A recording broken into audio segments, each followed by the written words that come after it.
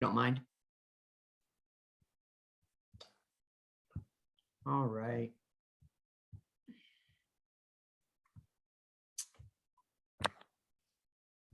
Just a moment to share my screen with you.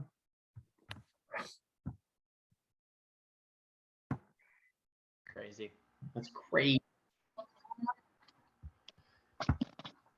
All right, everyone. You ready to rock and roll? Excellent. So am I. Very cool.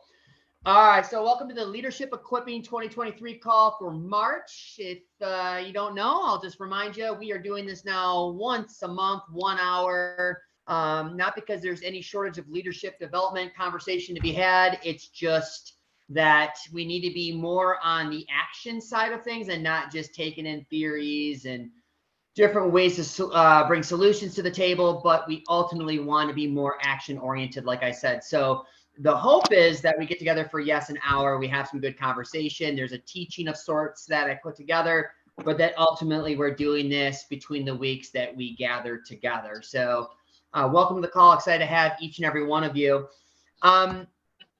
About the call, recognizing the need for intentional leadership development.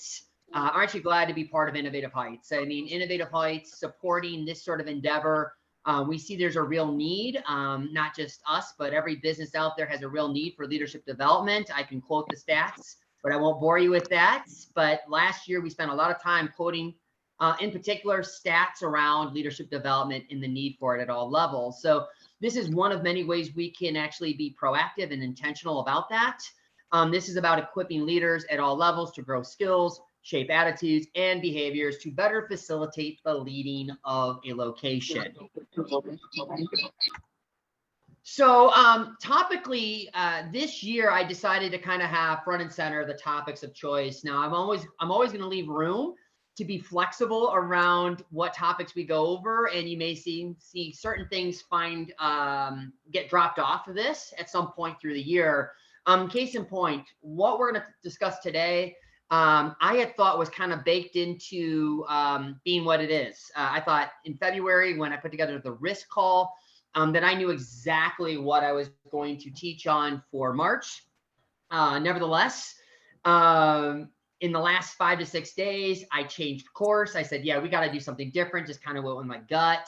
Really had a sense that we needed to kind of shift. And then that shift occurred again within the last, I don't know, day and a half or so.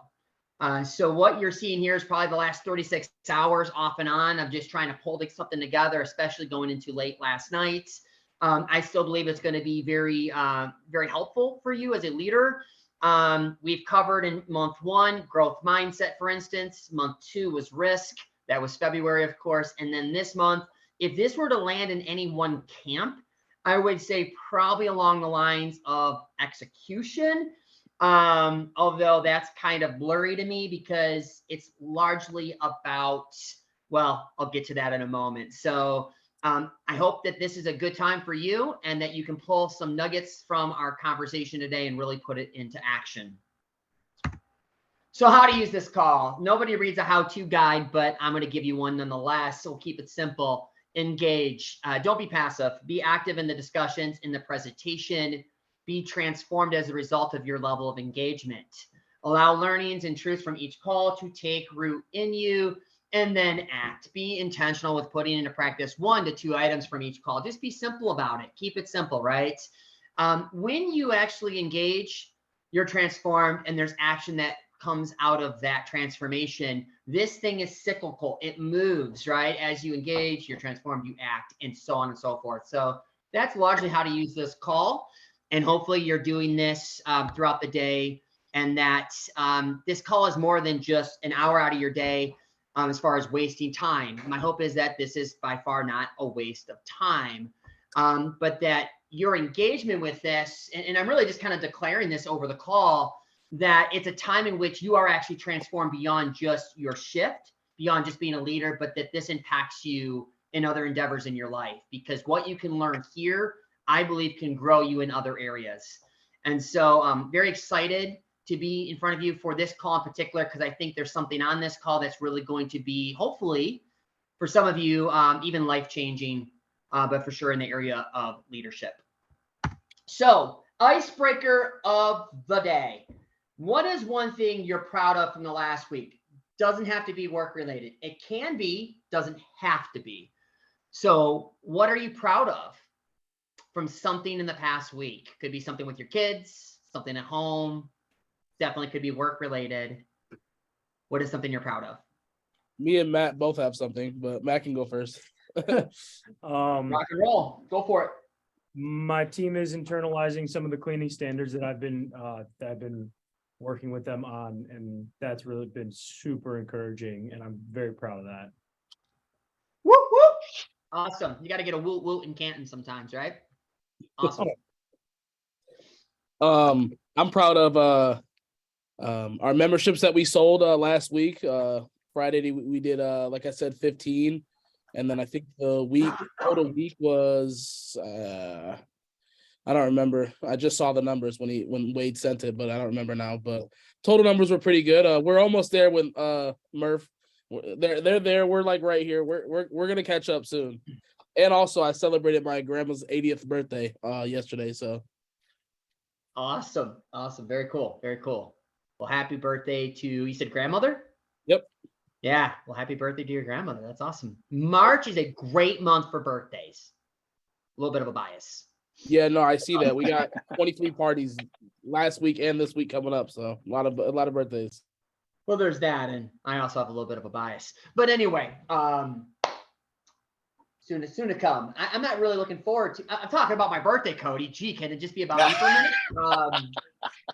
No, I knew what you were talking. I knew what you were talking about. Goodness gracious, man! I know I'm not getting a gift from you. Steering clear from your part of the day of my birthday. Yeah, it's the big one. It's a bigger one for me. Yippee skippy. Turning 30 again. All right, cool. Anybody else? What are you proud of? What are you proud of out there? Both Aaron and I have something, but I'm gonna have Aaron go first. I'm proud of that. Fingers crossed that we have a new assistant manager starting hopefully this weekend. That's going to be a huge help for us in Shelby. So I'm proud of that. Hopefully that all goes well. Yeah. Okay. Awesome. What else? I'm gonna, outside of, I didn't have a grandma who had 80 years. I'm also proud of our sales that we were able to do. We had a couple people just hone in on it and own our membership sales, which I'm like, it just felt like a little bit of a spark, and we just really want that to catch fire with the rest of the team, where it just becomes like the icy sales and just becomes you just do it. Like, that's not, you don't even have to think about it. You do it because that's part of what it is. That's part of being a sales associate. And the area that I immediately thought of when you said, what are you really proud of, is actually had a breakthrough with my daughter in communication this week. And to me, that was like the biggest thing possible. I'm also proud that Stephanie's turning 21 all over again next week. Yay! Woo, Stephanie! I know. Crazy. No, that's awesome. I appreciate the share. I have something, but it's not work related. That's totally fine. That's exactly my nephew. I have a 10-year-old nephew who's severely autistic, and for the first time in 10 years, he said "mama" the other day. Oh, awesome. Yeah, so I'm a big advocate for kids who are autistic or have special needs. Like I know we used to have days like that at work, like quiet days, and we do get kids that are more special needs than that at Shelby. So maybe that's something we can do in the future. Just have like a special needs day for these kids, because my nephew would love it. Yeah, I had somebody else asking about that the other day. We had a fairly lengthy convo about it. Yeah, more to come. I think there's definitely something for that. Yeah. Yeah, thank you, because he doesn't do very well with big noises. So no, I get it for sure. I'm trying to recall who I had a conversation with about that. Obviously not on the call, or maybe you are. I talked to somebody about it very, very recently. Yeah, there's a market for it for sure. Interesting. Any other celebrations out there? Any other you're proud of moments? One or two more, just for sake of time. One or two more. I'll go. I'm proud of the team here in Fenton. We're finally getting on the board with our icy add-on sales and our soda add-on sales.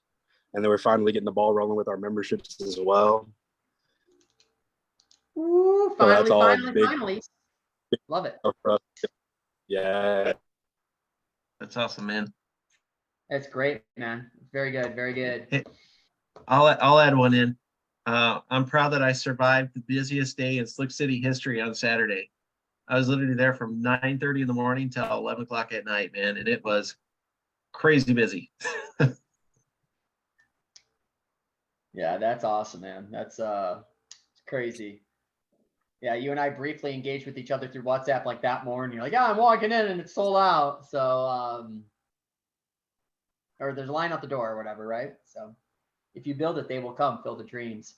What is one thing you're proud of? So I asked that question for a number of reasons, because if you took a moment to look around at the little squares that each person is sitting in, when someone was presenting on something they were proud of, they lit up. That's one reason why I asked, because it touched down in some area of importance for them. And so what they're proud of is often tied back to something they value. You value it in such a way that something good happened around it, and well, it leads to some measure of pride, a good pride. So this is a great question to ask your team members. What made them proud this past week? What made them proud on a shift that they were just a part of? It's a great question to ask an applicant. Hey, what is something you're proud of at school, at your prior job, last week, last year, whatever, right? Knowing what people value and what lends itself to what they're proud of really ties back to character, what they're made of as a human being, what makes them tick, looking for certain things in areas that you can influence. As a leader is a big part of that too. And so again, getting to know your people, all of that tied together into what is one thing you're proud of from the last week. So important question to ask. And I think something that could be roped into everything from interviews to your day in, day out, shift in, shift out with your team. Cool. Awesome. And that's great news, Stephanie. You had a foundational moment there, a turning point sounds like, with your daughter. That's pretty awesome. Very good. Because, hey, what we do here extends into our day in, day out at home too, right? All right. So we're going to talk about people, process, and patterns. People, process, patterns, and it's going to interlock and interlay with one another. Going to largely talk people, the process, and the patterns that kind of come out of people and processes. So, hold down, get ready to go. Here we go. I'm excited about this topic all around. So people, process, and patterns. Another question for you. What are you stressed about? Now, this takes a little bit of boldness, vulnerability even.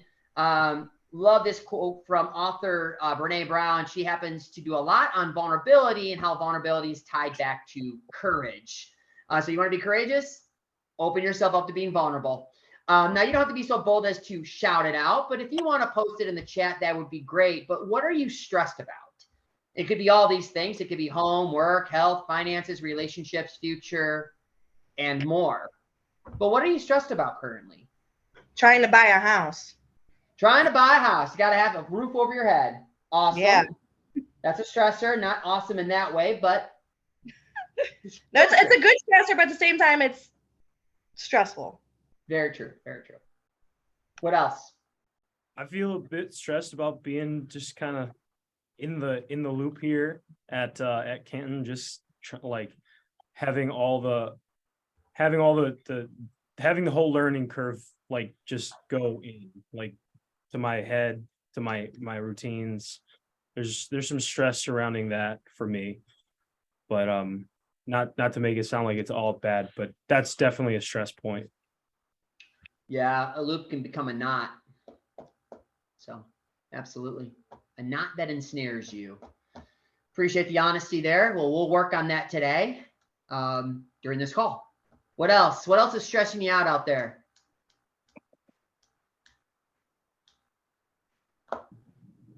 I find that sometimes, and I can speak for me personally, I get so sales focused in the building that sometimes the people piece gets lost. Yeah. And I was just talking with the team about this today, where I'm like, the court monitors, like, they need to be really focused on and bringing the people piece to them and the celebration piece to them. And though, you know, we're doing good things up here, still, like, we gotta keep this people piece going. It has to be, or what are we doing here? Love it. Yeah. Yep. Feel like a balance, right? You're balancing. Trying to balance both. I get that. And the hope is that we can bring them together. And I believe that's part of that culture piece, right? The people piece, you're a sales associate, you move memberships. It's what you do, and tapping into what makes them proud day in, day out is part of that too. And the hope is, well, I'm moving memberships. I went from 0 to 1. That's 100% increase. Celebrate, right? But I know it's easier said than done. Well, you're stressed about something somewhere, some of you. Maybe not all of you. And you're stressed about different things, and some of you are stressed about the same thing.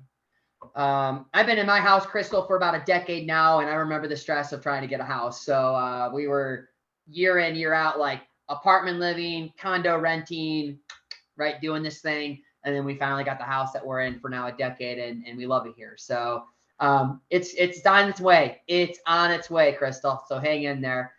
Thank you. Absolutely. So we're all stressed out about something, and stress can do a doozy, right? There's this thing called burnout. I'm not saying anybody has burnout going on, otherwise sort of seen as living in survival mode. But a recent stat shows that 52% of individuals are presently or will be in the very near future going through some form of experiencing burnout in their job. That's more than half. If you know math, right? Just numbers in general, it's 52%. Symptoms of survival mode, and I'm not saying anyone's experiencing all of these or even any one of these things, but just be on the lookout. Symptoms of survival mode may look like the stress is overwhelming, lack of sleep, poor diet. Maybe you're canceling things that you normally would not cancel. You're shifting things around, or you're just missing appointments for things as a result of the busyness and the stress around it. You find yourself doing the bare minimum. If I can just get through my action items, I just got to get Limble done. I'm not going to do that great at it, but I'm just going to, just an example, right? Rarely proactive, almost always reactive, bouncing from response to response. I've had those days. Now, I wasn't in straight up survival mode experiencing burnout, but I could see the symptoms of it. I was like, oh, wow, that was that day. That was fun. Literally bouncing from one thing to the other. And you could do that for a measure of time, because sometimes we're in a season where that occurs. Just be mindful of when a season becomes a lifestyle. That's something you got to look for. Everything feels urgent. It's all urgent all the time. There's a fire going all the time. Little joy in your day, that's a big one. And then you're existing within a 24-hour window, which means I just got to get through the day. I just got to get through the day. We're going to grit it. We're going to get through it. No, I'm not talking about a busy Saturday. But if it always feels like a busy Saturday every single day, you might be existing within a 24-hour window. And then there's this little quote that I'm sure many of you have read some variation of this before. It deserves, it should be on a coffee cup somewhere. I'm sure it is. You are not designed to survive, but thrive. And there's a lot of truth to that. You are not designed to survive, but thrive. I think there's something to that. So we're going to talk more about this throughout our time together. Like I mentioned, existing within a 24-hour window is going from day to day. And if you've been on any of these calls, which many of you have, I talk about shift to shift a lot. Well, going from day to day is not the same as shift to shift. I know it sounds very similar. But day to day is literally gritting your teeth and going, I just got to get through the day. Whereas shift to shift is a very methodical, really deep diving into the day, going, how do I improve from one shift to the next shift? And so going from day to shift requires overcoming survival mode by reducing big stressors into small steps. Go small in order to go big down the road. Or another way of saying it, slow things down so you can speed back up, right? We got to learn how to slow it down to speed it back up. And I know that's easier said than done. Well, how do I do that, Lance? Well, we're here to talk a little bit about that. Now, I'm not here in this call to say, I'm going to take all the stress off of you and you're going to be just whistling away at work through this shift and beyond. I'm not here to do that. that. I do think that we can plant some things here together today. I think there's a lot of things to be had, but we all got stuff going on, probably well beyond what could even be put together on here. You all have lives outside of here, as do I. And there's some big things that we just wouldn't even say in this kind of context of work. I get that. However, my hope is through people, process, and patterns, we can reduce some of these bigger issues that are happening in the work life that you have, reducing those big stressors into small steps as we go. I'm sure some of you have heard this before. If you've been on the Leadership 101, you for sure have. What is management? It's getting work done through others, right? There's the handoff. Management is getting work done through others. I'm just going to say this. I think sometimes management gets a bad rap. Like, oh man, it's all about leadership. And this call is about leadership. Don't get me wrong. But I think I know there's a place for management, and good managers or even great managers, man, we need that too. In fact, as a leader, you manage. We know this. We need people managing. We need people managing projects and deadlines and getting things done with 12 systems. Great management is a skill we have to build, and it is getting work done through others. So sometimes I feel like it gets a black eye unnecessarily, like leadership is king, management. Why are we doing that? But we need great managers also. But there is a difference. And so pulling this quote, I thought this quote was just very timely. Dwight D. Eisenhower had this to say, former president, right? Leadership is the art of getting someone else to do something you want done because he wants to do it. Because he or she wants to do it. I love that. Leadership is the art of getting someone else to do something you want done because he or she wants to do it. It's that manager thing, getting work done through others, but it has a lot to do with influence and impact and really looking to the individual and what they find to be something that they are passionate about and tying it back to them. And this can only be done by getting to know your people, building rapport, asking questions like, what are you proud of this past week? What are you proud of from your shift? Or where do you need help? Where can I best help you? These are all important things. So leadership is the art of getting someone else to do something you want done because he wants to do it. We talked about this last year. We had 15 calls last year, if I recall, and about 30% was tied back to coaching because it's just that critical of a piece. We also did one call or two calls on accountability. But I'm here to say accountability is a tool. Some people have made it a way of leading and managing, and they primarily do it through this accountability piece. Do this or corrective action, right? Accountability is a tool, and it's necessary and it's needed. We need hammers and we need nails, and we get things built very well by having those kind of things in front of us, right? So accountability is a tool. But leadership and leaders in particular, they equip, empower, and enlist ownership. Leaders equip people. This is an equipping call, not by coincidence. Those are choice words. Leaders equip, and then they empower and they enlist ownership. Recently, I was talking with a leader of ours, and I won't name this individual because I've heard this said before by many a manager, many a leader in the past. So this is not unique to this individual. But they were saying, yeah, when I want something done, I just say, hey, you're making your team members around you look bad, or hey, you're making me look bad. I can tell you that is not a way to get sustained change in your business. Very few people, if any, are going to do anything for a sustainable amount of time, especially good things that are needed in the business as a result of you putting over them, hey, you're going to disappoint them. You're going to disappoint your mom or dad. You're going to disappoint me.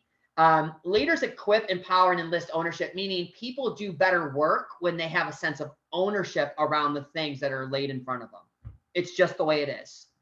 And they're better set in front of things to own when they're equipped to do it. So again, just throwing them into something, that's not even okay, right? That's irresponsible as a leader. There have been people that I've been around, many a leader in the past that's like, oh, I want the promotion. I think I'm ready. And it's usually tied back to just tasks they're doing in the business, but they lack leadership stature.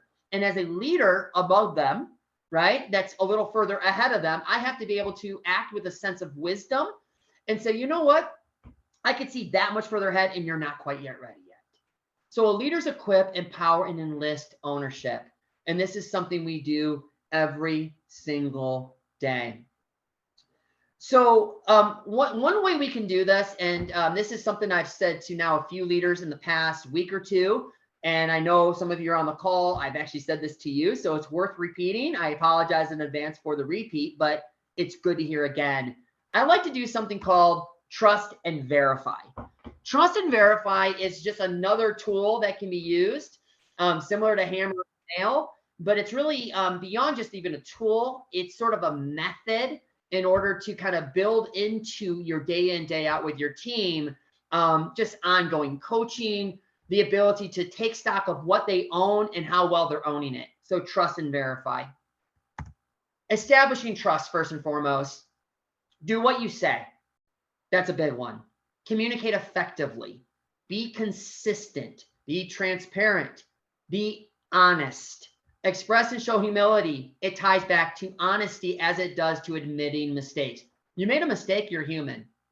But express humility. And better yet, forgive those around you. That goes a long way. Forgiveness and showing the grace that's needed in a moment matters big time.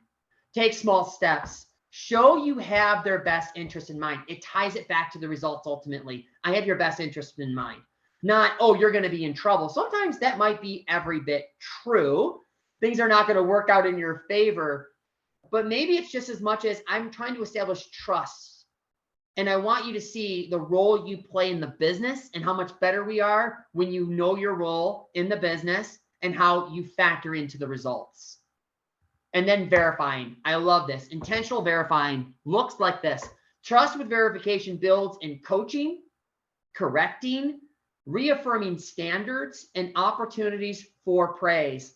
It reinforces learning and creates further trust and empowerment of the individual, and it loops back. You do this when you trust and then you verify. See, when you have trust and it's in the wrong spirit, it has the wrong heart disposition towards it, and maybe you just don't trust the person, then you just need to have another conversation around that looks like, I'm just not really trusting you right now. Don't say trust and verify when really you're not verifying as a form of I already trust you. No, if you don't trust them, you don't trust them. Have a separate conversation. Don't do something that's so nefarious as you say something that you don't mean, right? So you trust but verify, meaning I trust you and I'm verifying because we all make mistakes, and it allows me to coach you, correct certain things, reaffirm the standards, and the opportunities are there for praise. And I love that. So it reinforces learning and creates further trust and empowerment of the individual. They see that you're taking the time. I trust you, but I'm going to verify because, well, all of what was just said. So this is one way you can go about it. It's an important piece. If you're not doing this, trust, but verify. And if it's with the wrong disposition, like I said, it's really about, I don't really trust you. That's why I'm verifying. And that's a separate conversation, okay? So trust and verify can be very, very helpful for you. Train their eyes to see. At the top of the year, I said, we're going to teach people how to see differently, how to speak differently, and so on and so forth. If you recall that, I did say that. So train their eyes to see it. After I put this photo on here, I thought, no, this is kind of a creepy photo, not intentional. Looks like something out of a Stanley Kubrick film or something like that. Someone looking through an eye hole. But nevertheless, train their eyes to see. I said this in a park the other day. And really, it ventures to say, well, how do we do this? Can you pluck their eyes out and put new eyes in? Well, no, of course not. That's just crazy. But train their eyes to see, how do we do this? How do you do this? And are you doing this? Anybody? How do you train their eyes to see? I think that this is very good. Actually, I'm going to be talking about this in our team meeting today. So thank you, Lance, for stating to train your eyes to see. I appreciate it. Especially on like court monitors for like injuries and risk management training. Especially like, you know, training their eyes to see and opening up their ears, because especially like yesterday, it's very important because I had two guests come up to me saying that their kid was hurt, but the court monitor did not train their eyes to see or open their ears to see that it was happening. So we're definitely going to be talking about that today, about, you know, training your eyes to see, making sure, you know, obviously you have to watch your court, control your court, own your court, and then obviously listen, because, you know, if you see a kid crying, make sure you go up to them. Are you okay? Things like that. So. Awesome. Awesome. So you would say by reinforcing through conversation, right? Training their eyes to see. Awesome. You know, it's interesting, by design, we have mirror neurons. I don't know if anyone knows of mirror neurons, but I'm kind of a neuroscience kind of junkie. I like that kind of stuff, how people think and why we think what we think. There's this thing called mirror neurons, and like a mirror, you look into a mirror. They literally help us understand and copy what we see, and it aids us in comprehending what we see and what we hear, and it's just built into us. And we have that ability through these neurons that mirror behavior and what we see. So when I say train their eyes to see, one great way to do this, and it may be the way to do it, I'll just put it that way, is bring somebody over to what you're looking at. Just a thought. If you want them to see a certain way, you might want to bring them alongside you, like a ride along. See how I see. Something I use often in parks, I'll say, you know, I just need to know that you see that. And I can tell a lot by whether they see it or not. Like, what's he talking about? Even back in the day, years ago when I was a GM, I would walk up to a court and I would say, what's going on here? Do you see what I see? And there's variations to how I would do that, but different ways for different individuals as I got to know my people. But train their eyes to see can look every bit like walking up alongside them saying, do you see what I see? Or what are you seeing? Can I show you what I see? And it could be something even like cleanliness or lack thereof. I've said this to a manager or two in recent memory. I just need to know that you see that that's dirty.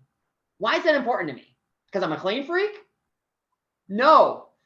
If they can't see that, whether it's cleanliness or safety, if they, as the leader of said park or even for said shift in that moment, say they're the Tuesday guy, if they can't see it on every Tuesday that they run, no one else will. That's why it's important. So train their eyes to see, because, hey, if you walk past a fallen standard, that becomes a new standard as a leader. You may be the fallen standard. Don't be. Train their eyes to see. And that's one way we can do it. Any questions?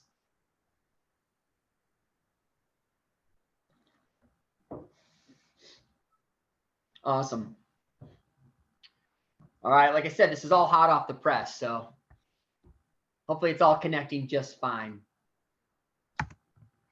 So I'm going to ask this question, and I asked this last time. This is a carryover from the last time, and maybe it becomes something that ends up in the next handful of meetings that the meetings that we have. But it's a good question to ask each time we get together. What are some practical ways to give ownership away in your park?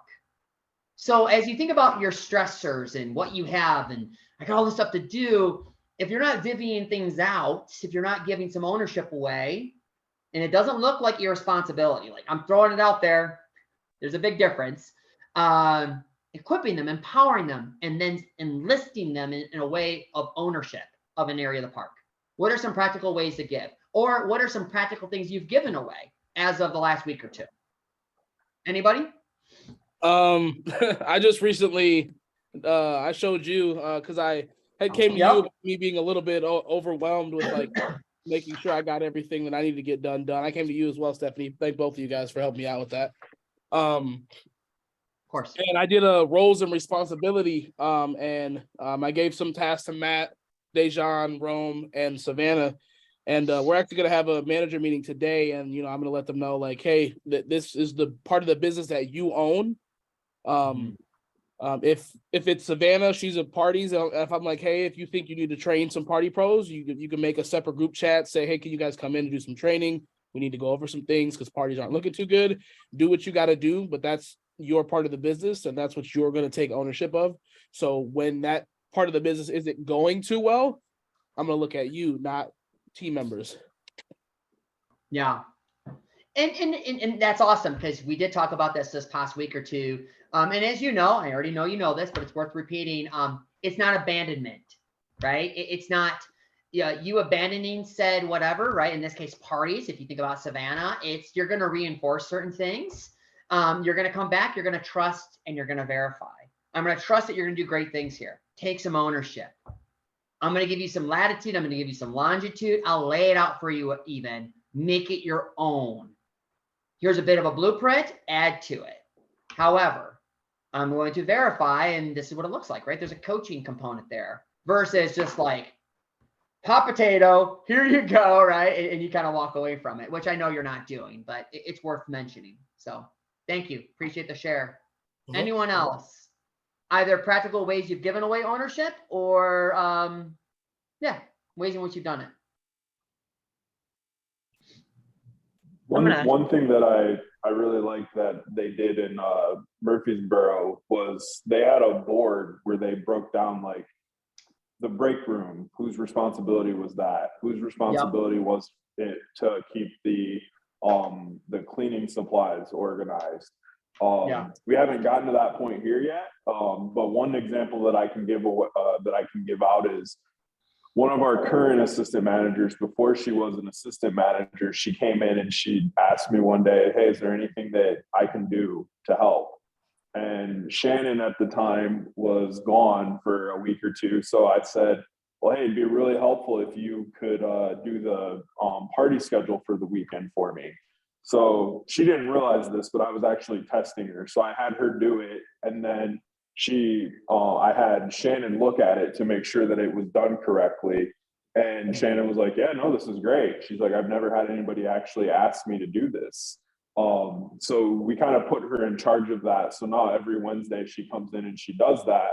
And she has done, we've had a drastic decrease in the amount of issues that we had with parties. We still have issues, but mostly around pizzas and stuff. But, we have the schedule. She makes sure that everybody has a copy of it. But it also gave her ownership over it, and it allowed me to test her.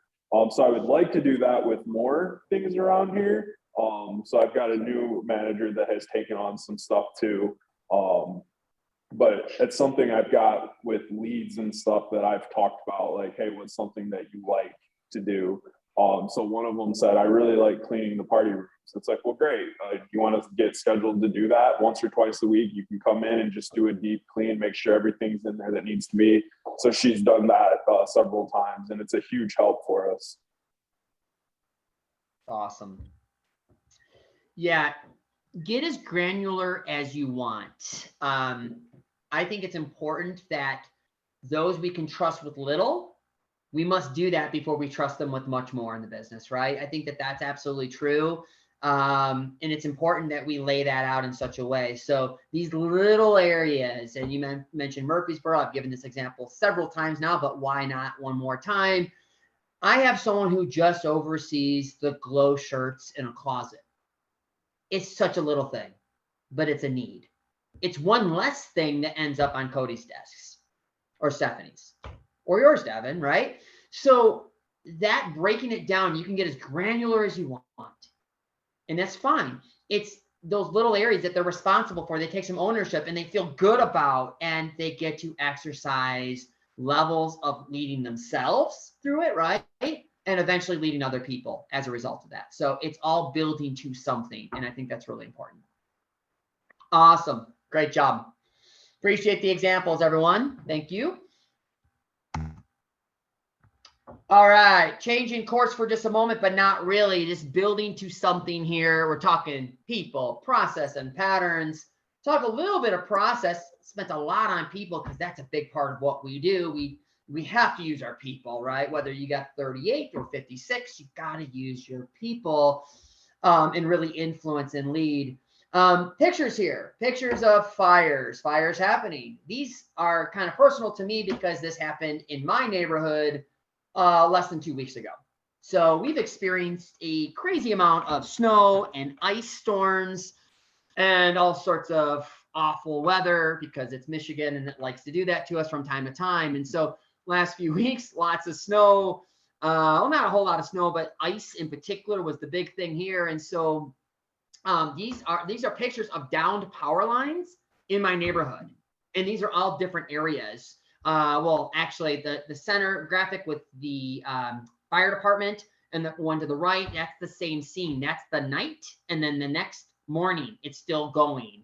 These downed electrical lines were causing fires. They have the superconductor going on because there's ice and there's snow and, well, there's water, right? And they can't do anything about it because the electrical company, DTE, on this side of the state here in Michigan, was so stretched and so strained as a group, right? Trying to do the best they could with this awful weather and down power lines and power being off, that they couldn't kill the power. And so this thing that was designed to bring power into my home, to bring warmth and light and all these good things, they were no longer where they were supposed to be, but they were down in the snow and on fence lines. Yep, electrifying fences. And the fire department could only sit and watch. They couldn't put water on it because it's electrical, and they couldn't get it turned off. And so there was fires all the way around. And I can tell you this, it was a stressful time. We had power because that's why there's the fires, because the power is still pumping out, and it wasn't impacting us at this moment. So we still had power, thankfully, but I still ended up with my wife and I ended up with all of our kids in our bedroom because of all these fires around us. It was kind of a freaky ordeal, right? It was stressful. Speaking of stress, recent stat as recent as 2023, and we're only 3 months in, but this is from the American Institute of Stress. They might have a little bit of a bias, but they also know their stuff. 18% of workers today cite juggling work and personal life as the chief stressor. I'm trying to juggle work and my personal life, and I'm stressed. 18%. 32% cite people issues. People are my problem. I have an issue with people. So when I work with a customer in front of me, maybe both, 32%, and then a whopping 41% cite the workload. It's the endless list of to-dos. I'm just trying to get things punched out. I'm trying to get things done. And so they cite the workload 41%. Talking about power lines once more. Power lines bring life into a building, from heat to light. However, if malfunctioning, a range of issues arise from no power to potentially something catastrophic, like the pictures I just showed you. Systems and processes are very similar in the way that they perform and the way they work. In fact, when understood and exercised, they can allow us to work with greater ease and consistency. However, when misunderstood, misused, or abandoned altogether, they can work against you. Again, power lines are a great deal until they're in the snow and causing fires everywhere, right? Lots of power, and yet it needs to be channeled appropriately. We have this thing called 12 systems. I'll beat this drum for a moment. 12 systems. It was something we launched in August of last year. All sorts of processes for processes, and it's all the way down to a T. But if you don't understand these processes, if you just throw them out there, if you're not fully grabbing hold of these areas of the business, there's a good chance these areas are being misunderstood, misused, or just totally abandoned. And if anything, when I charge you guys, I'll just say this last week when I said, hey, how about blower motors? Were those cleaned off on Wednesday? If you didn't take stock of it, and this is not a beat up, so please hear me clearly, not many, although many today, thank you to those parks that did, not many came all the way around and said, oh yeah, we did that, right? But it's a process. But if it's an abandoned process, it's another thing to do. It's another thing I'm going to ask about, or Wade's going to ask about, or Michael for that matter. And it's not serving the purpose it was designed for. It just becomes another thing. And it becomes another stressor, funny enough.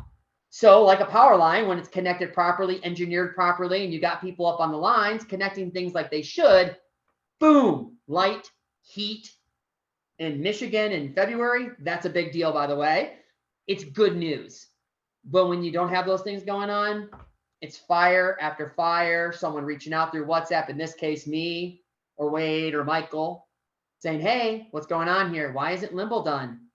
Why are your blower motors clean? None of this is to guilt you or shame you. It's something to look at. Because here's the deal. When you come into an alignment with a system, any system for that matter, good or bad, it allows you to receive from it.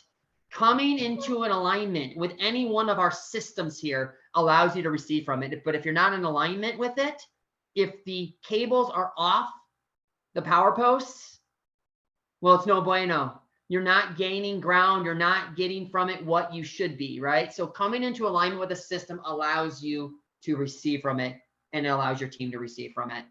Oh, it's great to have onboarding videos, but if you never play them, people can't gain from them, right?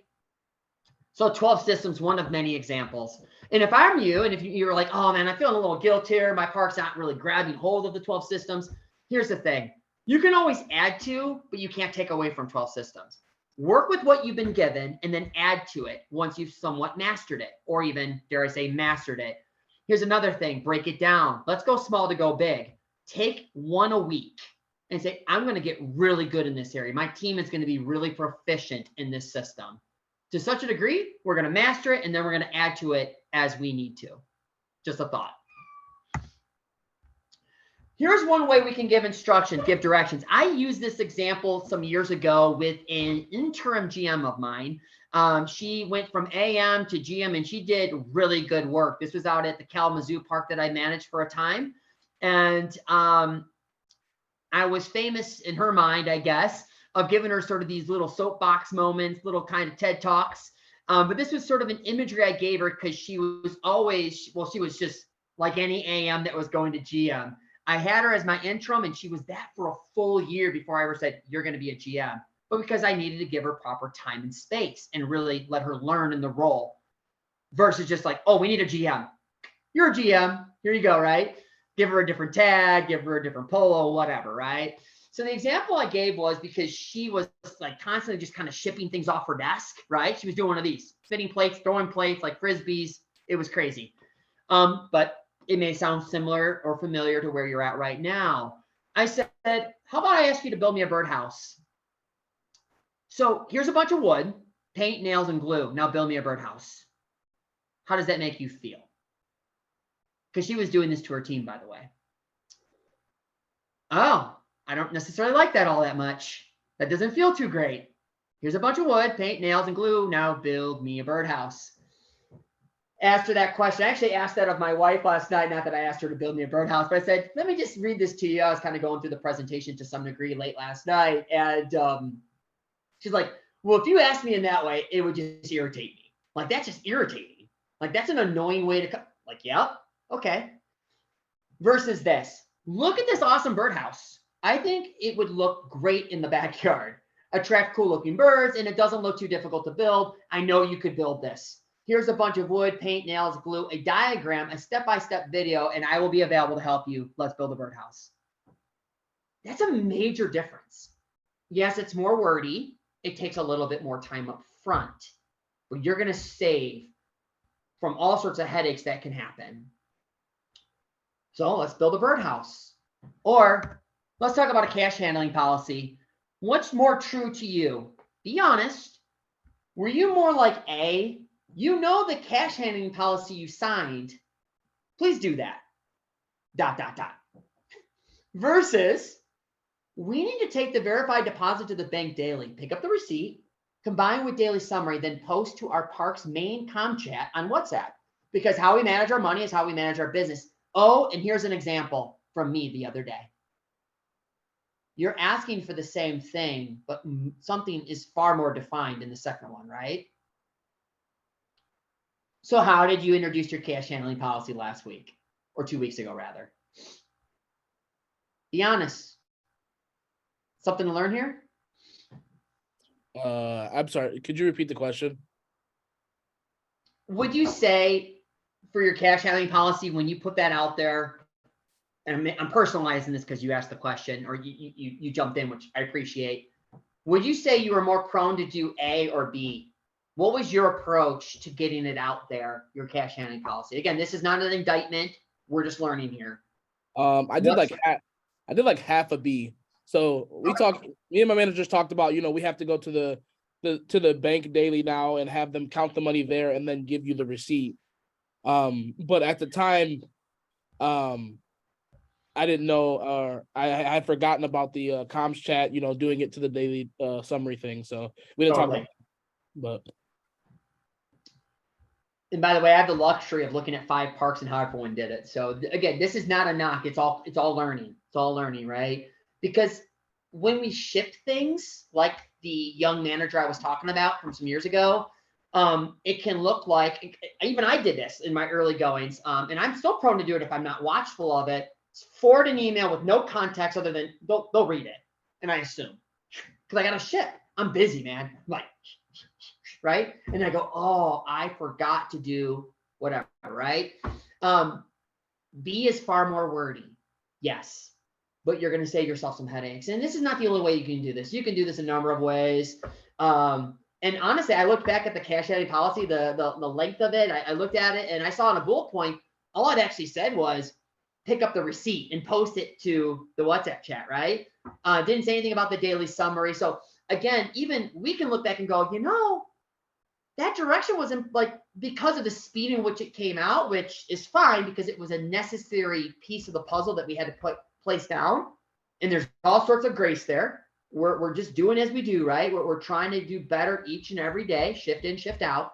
The speed in which that came out was not only hard, I think, on the teams, but also I think at the ground level, like when we put it together, we're like, oh yeah, now hindsight's 2020. We probably could have been a little bit more defined. And that went through I saw it, I looked at it, I said, oh, it looks good. So I'm just as much to bear the brunt of that as anybody else. But anyway, no one's in trouble. It's just, different ways we communicate. And looking at just these two examples here. Build me a birdhouse, cash handling policy. All right. Learning new behaviors, bringing up the rear here, but this is a solid time, so please don't fall away from me just yet.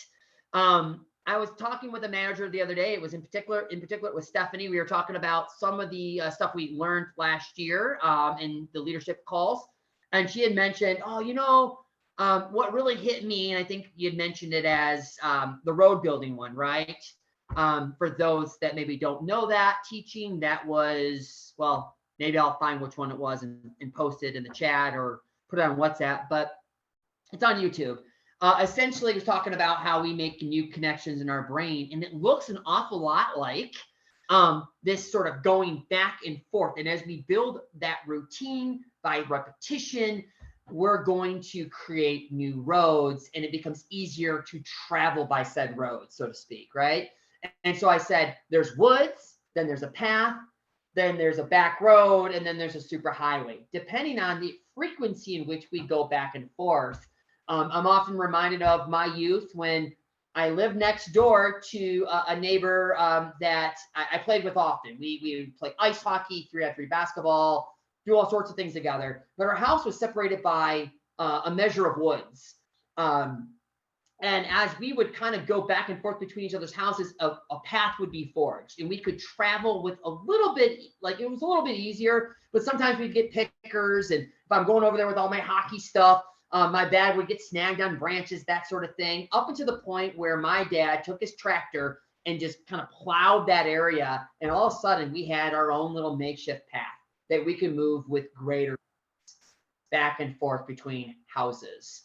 Very similar. Learning new behaviors is reliant on building new connections in your brain. New roads, if you will, going from dense forest to well-traveled superhighways. Repetition and reflection is needed. I read this the other day. We learn a lot from seeing, hearing, and doing, but we learn best, and we really truly don't ingrain it and actually have it as habit forming and behavior forming or as a superhighway until we reflect on it.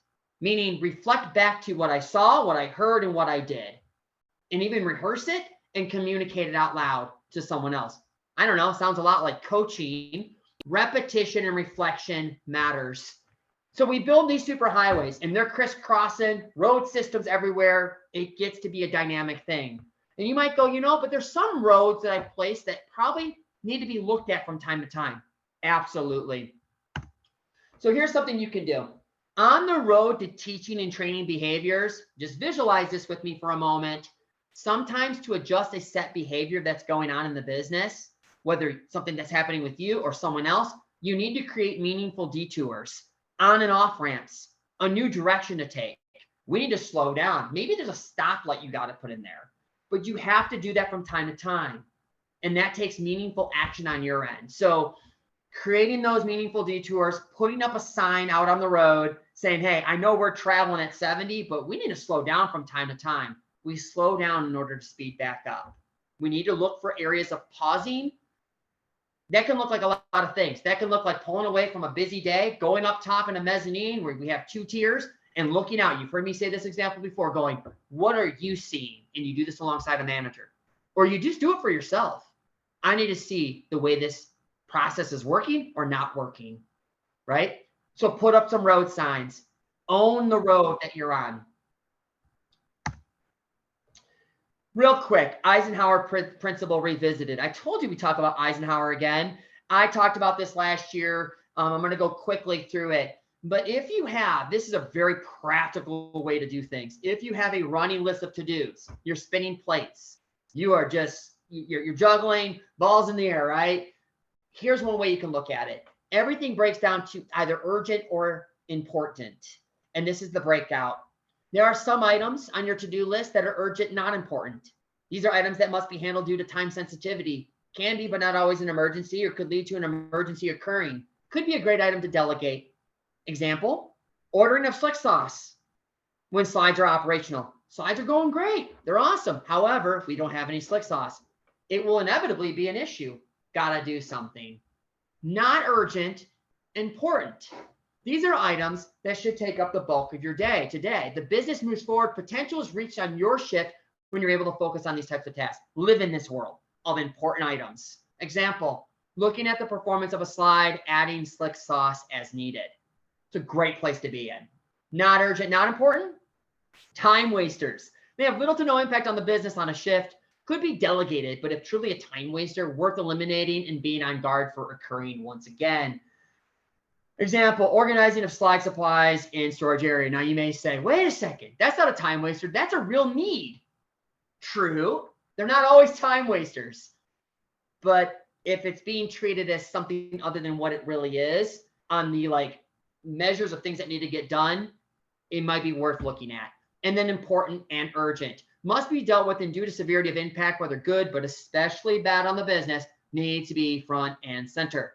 Example is underperforming slide requiring slick sauce minutes out from open on a busy Saturday. Oh, and don't you know, the cupboards are bare. We have no slick sauce. Not a great situation. It's important and now it's urgent. So that is the Eisenhower principle. I know that was really quick, but there was a more thorough walkthrough of it last year. I wanted to revisit it because it's one of many ways you can organize your day and kind of slot in your topics throughout the day. A little bit of a take home for you. What quadrant best reflects you?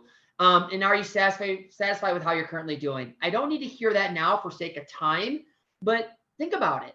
If you have some items that are showing up that are important and urgent all the time, you may realize quickly that those are just important items that otherwise became urgent because they weren't being held as important as they should have been. So what quadrant best reflects you? Use the time here this week to kind of look at that and think to how you can measure out things and break things down for you.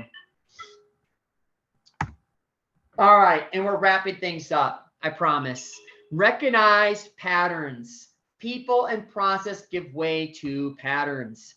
Support and encourage productive patterns in the business. Shift and alter patterns that appear to be slightly off. Look to those around you, your mentors, peers, direct report for additional angles, their view of what's occurring. Recognize harmful patterns and escalate appropriately. Don't stand for toxic stuff going on. Harmful patterns in the business. Escalate appropriately, move forward. I show a guy cutting the grass here, and as the weather breaks here, hopefully in the near future in Michigan, I think of cutting my own lawn. I'm not a master gardener. I inherited a house. I didn't inherit a house. I bought a house, but the person before me, 2 people before them actually, was a master gardener. Drives me crazy sometimes because I don't have the time and space for that. I really don't. However, just cutting the lawn, I don't mind that so much. I like when the lines are straight. You cut your own lawn, you probably know what I'm talking about. But I have this area of my lawn that I can't stand cutting. I really can't stand it at all. Not because of the trees, although there are a few trees. I can't stand it because it's like crabgrass, just kind of like not a great area. And for the longest time, I could never see the lines. I'd literally cut it. I would go to my wife and say, I can't even see the lines. This is bothersome. And so I would literally at times go, all the way around because I just was like, I just need to cut this darn thing. It's like a buzz cut, right? Going through, I'm not looking at the lines or anything else. And I was aggravated by it, to be honest with you, until this past year. 10 years in my home, and I finally recognized what I had to do. I changed the angle in which I was cutting. I'm not a landscaper. I don't even know if this is a thing, but it seems like because I go on an angle now, I can now see the lines. It's crazy. And it just brings joy to me. I don't know why. And now I don't mind cutting that area of my lawn, but it's these little things. It's the patterns we have to look to, both good and bad, and recognize those patterns as they come together. So wrapping up with patterns, see the rope? You must get close to a pattern to recognize what is working and what needs work. Those are two different things. What is working and what needs work. You got to get close to it. You can't do this from afar. I had to change the path in which the lawnmower was going and then stand away and go, oh, there's the lines. I can see the work I'm doing. Isn't that awesome? So you might need to ask yourself this. What are you needing to get closer to in your park? Could be anything. What are you needing to get closer to in your park? Because things from afar always look good until you get closer, right? So you got to get in there. You got to get your hands on some things. You got to do that limbo and go, yep, that looks like that's all tight and nice up there with that carabiner, until you get up on the truss and you put your hands on it and you go, oh, that's not locked in. That's not as tight. But from the ground level, it looked great, right? You got to get your hands dirty. You got to get in there. And that's just talking about maintenance. It's anything and everything, right?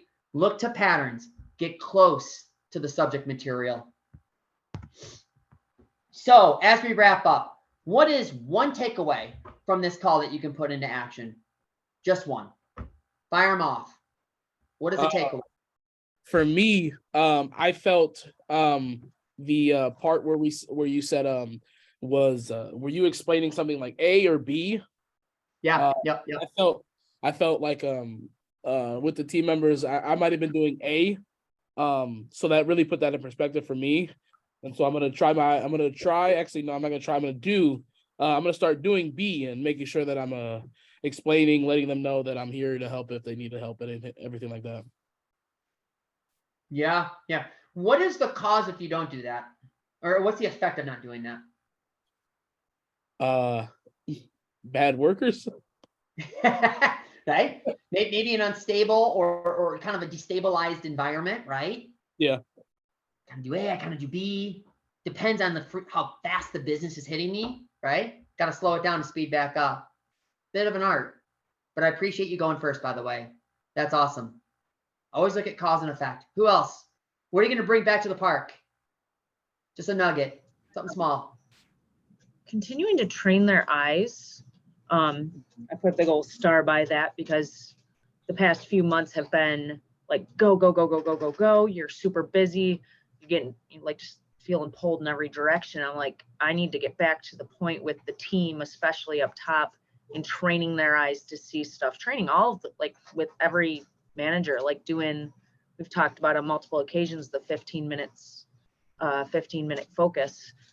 Like, Yeah. I really just grabbing a few people every week and continuing to do that and training their eyes to see stuff, seeing what they're seeing and coaching out of that. And if I don't do that, I'm going to keep doing what I'm doing right now. And it's really, it's not as productive. It's not very productive at all. It actually, yeah. I appreciate that. Anyone else? You can add it to the chat too. You don't always have to unmute, but I love hearing from you. I'm going to, for me personally, so that I can help my shift and like coach better, but I need to get better at doing and then reflecting, like repeating what I'm doing, the things that are new, things that I want to do, not necessarily the things that I already repeat, but like, I would really like to get better at just the process of adding new things to repeat and then reflecting on them, rather than just trying to fall back on an old routine to try and pull up on an old routine to make it better. when I'm not even, when it's like, when something new needs to happen. Yeah. What happens if you don't do that? It's, I mean, I just don't grow the capacity, like the capacity that I have. Like there's no other way to really grow or live to a higher standard unless I'm willing to add a new piece that I'm repeating and reflecting on, and get good at. Really, when it comes to turning something into a process that I do, like that's so that I can have some, have some gusto to give to my team members when I want them to do something similar, or do put like go through that process with them of having them repeatedly do something. Like I was saying before, I've gotten pretty good with the cleaning part, but I need to add more things. More things to my own repertoire so that I can lead them in it too. Yeah, no, absolutely. Absolutely. No, it's really good. Really good. I appreciate your honesty and vulnerability there. Very helpful. Very helpful. One more.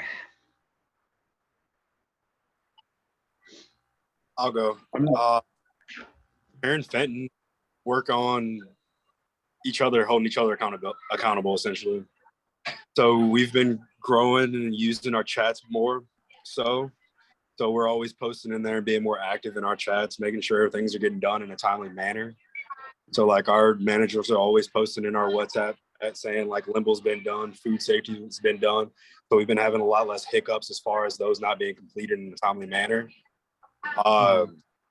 Cash handling policy, everybody's fairly up to par and understanding what their responsibilities, and that's more so another big ordeal is just making sure they know what's expected of them. That way they can have the confidence to have the follow through to make sure things are done properly. And then kind of like piggybacking off of what Stephanie was saying, just constantly touching back up with them and making sure you have them follow up and follow through with them. Yeah. Awesome. Well, there's a lot there for sure. Awesome. Very good. Very good. Yeah, going from day to day to shift. There's a lot there. Excellent. Well, if you didn't speak something, which many of you didn't, which is fine, and we'd be here all day, and I'm very cognizant of the time. I know we don't start right on the dot, so we do go a little over, but be thinking about that, right? What's one takeaway from the call so that when we arrive at this call again in April, through, yes, all the busyness, spring breaks, you name it, you have something to say you did, right? Because again, it's that action component. It's doing something, then it's reflecting back on it, tagging up with your peers and those, the individual that you may directly report to. If it's me or it's Michael, or perhaps it's Wade, who do you report to? And yeah, have conversation around this because it's all about improvement.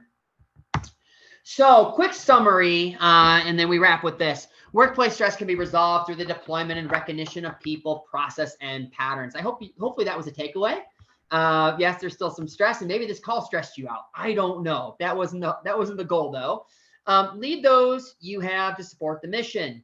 Fully utilize processes. Be teachable. Deploy prioritization methods such as the Eisenhower principle. Listen, doesn't have to be your method. I'm not going to say I use it all the time, but I use some variation of it. Here's the thing. Don't knock it unless you've tried it, or if you have something else. Whatever's working, man, keep at it. That's just one of many ways you can go about it. Recognize and support those patterns that are producing and cut off those hindering you in the mission. Think in binary terms. If it's working for you, awesome. If it's working against you, cut it off, right? Really come in it that way. All right. So guys, next call is going to be April 10th. That could slide. It all depends. I don't have everyone's calendars, but I had to put a date out there for April. And I'm sure there's going to be a part that says, no, we got spring break, or it's impossible to get everybody on the call at the same time. This is a good, this is a good reflection of that. It's one time, 1 hour, once a month, but it can be challenging because I know there's some parks right now that are open. So thank you guys. This could shift, like I said. Any questions before we get off the call? Any thoughts, concerns?